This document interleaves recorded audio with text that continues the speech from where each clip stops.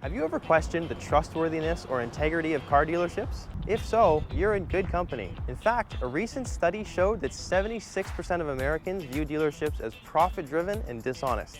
That's why I'm at Midland Honda today, to prove that honest dealerships still exist and to equip you with insider tips on how to spot them. So tag along as we uncover 6 expert strategies straight from the pros to empower you to know who you can trust and who to avoid. As a quick note before we get going, I'll also be uploading full-length versions of all the interviews that you're about to see. And those videos will be linked up at the top and in the description below once they're online for you to obtain even more information. That said, let's get going. Richard, thank you very much for your time. It's great to meet you. Pleasure to meet you too, Josh. With myself and the audience here. If you could speak to that idea of what to look for in an ethical, honest, reputable dealership, knowing what you know, what would you share? What would you go It's a great question, Josh. I mean, it comes back to, I think as a human being, you walk into a business or any place. It could be a doctor's office, it could be a retail store for anything, and you're meeting people, and there's a natural feeling you get. What you're looking for is transparency. Transparency from the staff. So for me, you know, when you walk in, I think the best thing you'd be feeling is the conversations, the people you're meeting at the front door. And are they inviting? Are you getting a feeling that they want to show you the car, they want to talk about what your needs are they listening to you? I think the big one is, are they sitting down with you and are they asking you questions about your wants and your needs instead of just going to the same old price. Right. It's not a good experience, and I wouldn't do that. I would think in the price of cars today, it's a big investment. Yeah. You know, buying a car is the second largest investment besides a house. Right. So doing it in 5 minutes, Josh, I don't know how I'm doing that. I could sell you a car in 5 minutes. I just don't think you'd like that experience very much. There's probably one other thing that I always say that's is a good indicator. Are the managers involved when you come in? Like if you sat down with a salesperson and the whole time you're there, nobody else meets you. Did they bring you back to the service department and introduce you, even though you haven't bought a car there yet? Did they show you the service department? Did they walk you through the shop to show you where your car is going to get fixed? If they hide all that stuff from you, that's a bad indicator. What does the store offer back? You know, when you walk in, are they being transparent? Are you allowed to know what's going on with your car in service? Does the salesperson listen to what you're talking about? Do they have time for you? So it's not only talking about the idea, because I think anybody can talk about transparency, right? Anybody can say that. You have to do it. But you have to do it. That's a great amount of information. I really appreciate your time. And yeah, well, thank you very much. You're very welcome. You're very welcome, Josh. Yeah. Kim? Hi. Hi. Good, how are you doing? Good. Nice to see you. You too. Thank you very much for your time. Thank you for coming. Really, I really appreciate it. Yeah, this has been a pleasure.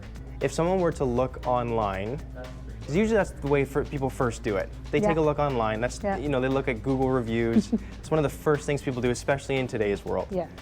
What kind of advice would you give to someone looking to find an ethical, trustworthy dealership just from that perspective, if you can do that? Yeah. Our Meet the Team page is like one of our top 5 views on our website. Really? So I think it's a good place to start. We have all of our employees on that page. We have our employees' pets on the page too.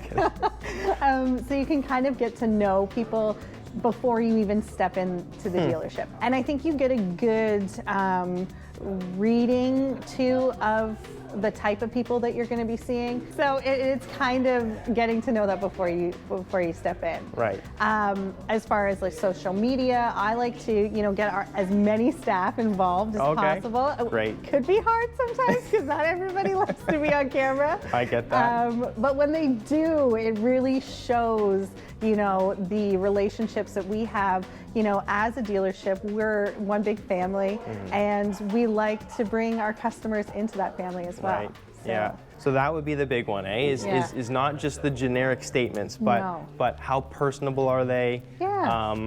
How much do they look like they care about what they do, how they treat people, those kinds of things. Eh? So more of a personal touch, right? Is what you're really looking for. Okay. Absolutely. Great. And if you guys want to check out Midland Honda, they're on everything. They're on YouTube, they're on Facebook, Instagram, TikTok. Go ahead and check them out. Give them a follow, and you won't regret it. Thank you, Kim. Yeah. All right, Tyler. How are you? Good to see you. I'm great. Good Yourself? to see you too. I'm great, thank you. Beautiful Yeah. sunny day. It is wonderful. Great out. day to sell Yeah. some cars. Who wants to come in and buy a car? It's exactly what we're going to talk about today. Yeah, So, cool. if you were going to walk into a dealership and knowing what you know, how would you be able to tell that someone was going to treat you well? How would you tell that you could trust them and that they were going to work with you to, what would be some key indicators for you? Well, I think you're speaking a lot to the culture of the store. Okay. So the individual is going to be important, but the culture of the store is usually what's going to create that individual's habits. So I would say that, rolling up to the store, it's all the things that you would look for if you were finding, a daycare for your kids. Is the place clean? Do they look like they know what they're doing? Like, are the cars parked neat outside? Those little telltales, first impressions, if you will, go a long ways, I think, to setting up the expectation for how that experience is going to go. Okay. When it comes to identifying an actual rep that might be good to help you out, I think most people at this point are looking online before they come in too. Okay. A lot of reviews may go a long ways to finding a reputable person to help you buy your car. But if you're walking into a place and you just don't know, I think you're looking for just someone that's genuine, someone that's listening, right? If it feels like you're not being heard, you're probably not. That's probably transactional for whoever's on the other end. You should be looking for someone who's eager to build a relationship. I think most professionals with the mindset of being in the industry for a long term, they know that their benefit is to be on the side of the customer, right? So empathetic, someone who's really there to fight for the customer and look after them for years to come in the shop and service. That doesn't come from someone who makes it a transactional, like it's a device at a hardware store. Yeah. It is not, you don't walk into a dealership typically and, what do you guys have for sedans? Everybody's got someone they go to, or they know someone that they can ask for someone to go to. It's referral type business, so everybody's going to have their person in the automotive industry. And even today we see lots of people that buy potentially the number 2 on their list when they're shopping for a car because they found the right person. Okay. Right? And that sometimes is more important because you need someone to stand behind the car and you with the car if you need help down the road or just in general. Yeah. Very good. Thank you very much. Welcome. Appreciate your Pleasure. time. No problem at all. Perfect. Lauren, thank you very much for your time. You're welcome. Appreciate that. Let's chat about the financing office, Okay. The one where everybody's scared to go into. Exactly. Myself included, and hopefully that changes by the end of this conversation. Yes, that's my goal. So if you, knowing what you know, we're gonna go into a dealership, buy a car with someone you've never met before. Right. What would you want to convey to the audience about, what would you want someone to know about how they're going to be getting a good deal, how they can trust what's being said? Exactly. Yeah. Number one, I always encourage people, do your research before you come into a dealership. A lot of people will go in and go online and look at rates and they'll look at MSRP and everything like that. So they can see exactly that what we're showing them on paper is exactly what is supposed to happen. Okay. So that's huge. Basically, my job is to get you the best deal and best rates and everything that I can. Absolutely. Especially when it comes to these high rates. Right now on our new vehicles, yes, we quote at a higher rate, but doesn't necessarily mean the rate that the person's going to get. There's a lot of different variables that involved in that. Okay. The vehicle, the amount of finance, the term, and especially credit rating is huge. When it comes to different products in my office, I don't basically want to force things on people. Okay. I like to have the conversation, find out about their lives, why they're there, what's happened to their previous vehicle, and kind of figure out a little bit about them. And from there, I can kind of make my decisions on what's the best way to help protect this new vehicle and yourself. So if you were having that conversation with someone in your position, Right. you'd want them to be finding out about what's important to you. Exactly. You'd want them to be getting to know you, Right. and figuring out how they can actually protect you and your investments, as Right. opposed to just, hey, let's sign things, let's get it done, you need this and this and this and this. Exactly. Right? So those would be exactly. kind of some red flags that would be going off in your mind if that were to happen in a finance office, Absolutely. right? If That's you go, what you'd want. for sure. If you go into an office and automatically are like this and this and this, it's like You don't know me. You don't know a lot about what's going on in my life or what coverages I do or don't already have outside of buying this car. Right. So again, I have that conversation. I try to get involved in the buying process as early as possible. Oh, okay. Customer comes in, they meet with the salesperson, they go out for the test drive. When they come back, I usually try to come out and introduce myself. I want to build that rapport and build that relationship as soon as possible, so then you're Right. comfortable speaking with Yep. me. So that's hugely important. So if I go somewhere and buy a car and I don't meet that person until I'm in their office and they don't ask me any questions about myself, I'm like, Okay. not really comfortable going Okay. into that with you. Very good. Yeah. So you want that personal touch, and you want to make sure that they are, that you're getting the feeling that they care about you Exactly. and protecting you, as opposed to just Selling you stuff. selling. Exactly. Yeah. That's great. Awesome. Thank you very You're much. so I really welcome. appreciate your time. No problem. Take care. Thank you. All right, let's do it. Joshua. Hey, how's it going? Good. How are you? Pleasure to meet you, my friend. Good name. It is a great name. What's yours? Good, strong name. Josh as well. Thank you for taking the time today. I really appreciate it. You're on the financing side of things. I am, yeah. Yeah. Okay. I run a subprime department here at the dealership. Yeah. Very good. If I was a customer, when I'm getting a new vehicle or a used vehicle or whatever, I think as soon as I set foot into the financing office, that's when the nerves start to go up, tensions start to get a little bit higher. Yeah, it does. It's an intimidating environment. What would you tell someone that knows nothing about the financing side, how they could know that they could trust the person they're sitting down with? Well, with the way that I'm dealing with the subprime side of things, if a customer comes in and they're asking certain questions about, concerns that they do have, I would always start by saying, hey, let's take a look. You might not be as bad as you think. A lot of dealers that do the deep subprime would simply just, okay, let's just throw you into our in-house program or something like that where we'll give you the highest rate possible. We do a thorough analysis. We go into what we can do to help them based on their credit, based on their situational situations. Yeah. So, it's going to be different with every person.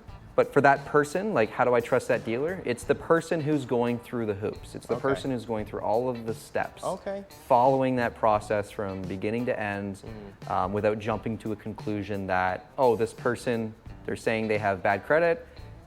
That doesn't mean just because they say it, they don't necessarily know. So we have to do our job, our due diligence to investigate that, Okay. right? And is there a way to tell if someone is pulling out all the stops as well for these customers? Is there a way to figure that out?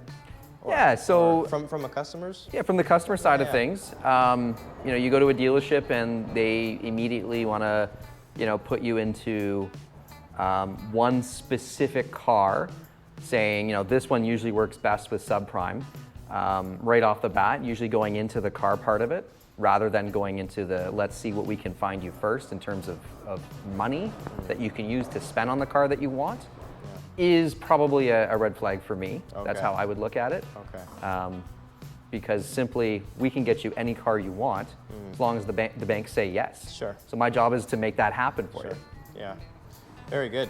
I'm glad to hear it, Thank you very man. much, Josh. I Absolutely. really appreciate that. My pleasure. Take care. Absolutely, anytime. Well, Alan, thank you, sir. Appreciate your time. Let's talk service a little bit. So when I walk into a dealership, when most people do, first thing they see are those people behind the service desk. We're trying to figure out what would be some key indicators from your perspective as to maybe be better to go shop elsewhere, or conversely, how do you know that you could trust who you're talking to? I think number one is when you drive onto the lot, you look at the condition of the lot, the cars in the lot, the building, and that's a good indication of where the dealership is at. Okay. If it's clean and tidy and everything is how you would keep your own house, then that's the mindset, and that usually extends into the rest of the business. Interesting. When you're going into a place and you're asking, what do I need to do and how much is it going to cost? I mean, the number one issue is, well, I don't really know if they're telling me the truth. Absolutely. right? So how do I know if this is what I need, and if it is, how do I know if it's a good price? Yeah. Or a fair price? Yeah. Right? So, you know, what we do as a dealer here at Midland Honda is we do videos. Right. So our technicians, the mechanics working on your car, they do videos, and they show you your car, what it looks like in real time. That's transparency. Yeah. Yeah. Are they willing to show you the car? Are they, you know, are they willing to bring the service manager out to explain? Because let's face it, not everybody on the front counter is a veteran, experienced service advisor Right. that can explain these things to people who might not understand what's being said, right? And you know, when you do videos, and or the service manager or shop foreman is available and present to answer questions at any time, then you know you've got that transparency, that support, Yeah. that you know you might not find at other dealerships or garages. Very good. Well, thank you for your time, Alan. I really You're welcome. appreciate that. My pleasure. Yeah, take care. Thank you. Thank you. All right, Scott, Good to meet you. good to meet you too, man. Thank you for your time. Let's talk about tech. I think a lot of people are skeptical in general with regards to getting work done on their cars, and especially with dealerships, a lot of people they think it's always more expensive, and they avoid it like the plague. Yep. First off, why is it beneficial to bring a vehicle to a dealership? Yep. And also, how do you know that you can trust that a customer is going to is going to need that work done on their vehicle, and you know, bundled into why it's beneficial to bring it there? So a lot of dealerships will have a little bit more in-depth diagnostic equipment, so that usually comes with a bigger price tag, bigger flat rate, initial fee, but usually we're getting to the base of the problem quicker than a small shop would. Okay. So our prices may look scary up front, but it's way cheaper to do the repair once than it is to go to 2 or 3 different shops, have that repair guessed at, and then find out later down the line that you're just going to be in for more headaches. One of the things we do to kind of give a level of transparency that we're looking for is we take a video of every car, so we can show the customer more instead of here, believe my word. We're showing the customer, hey, this is what's wrong with the car, this is what needs to be done to fix it, and this is the benefit of having it repaired properly the first time. Yeah. So that initial diagnostic is usually the correct repair. Gotcha. So Yeah. it's a little bit more off the top, but usually ends up working out to less than it would be. Really? Oh yeah. Really? Yep. Interesting. It's more expensive to replace good parts than it is to replace to fix the problem. Absolutely. Yeah. If you're gonna fix something twice, it's gonna cost more. Always. I think every dealership is gonna say this. Yep. However, I think the best way to know, or based on the sounds of it, the best way that someone can know that they're actually being legitimate about what they're saying and about what they're replacing is going that extra step, right? Oh, and just, if there are any questions, if there is any support that's needed for that customer, what is that tech doing to show them and be open about what they're repairing, right? And that's what you were saying, the videos come into play. Yep. The videos are very important for us. I mean, we can tell somebody all day long that their brakes are at 4 millimeters. Yeah. But they won't believe us until they see it. Until you see it. As much as that helps us to demonstrate to the customer that we're being upfront, it also gives the customer a bit of it gives them a sense of control where they get to see and make their own decision based on their own whatever situation that they're in. Right. They can make their own decision, and there's no pressure from us as mechanics. We're not salesmen. Yeah, it's a good point. We are mechanics. We look at the car and we tell you what you need or what you can get away with. Right. Thank you very much. This is great information. You know what, even for myself, taking the vehicle in, I really appreciate that. Thank you for your time, Scott. Anytime. Appreciate it. I wanted to extend a huge thank you to everyone who was watching and to Midland Honda for taking the time to offer such fantastic advice. I'd highly recommend that you check them out if you're on the market for a vehicle, as they are such a great group of people and they will treat you right. Please consider subscribing to the channel to help me bring you more content just like this. And also let me know if you have any questions for the team here at Honda, because they are happy to share. Thank you again, and I'll see you soon.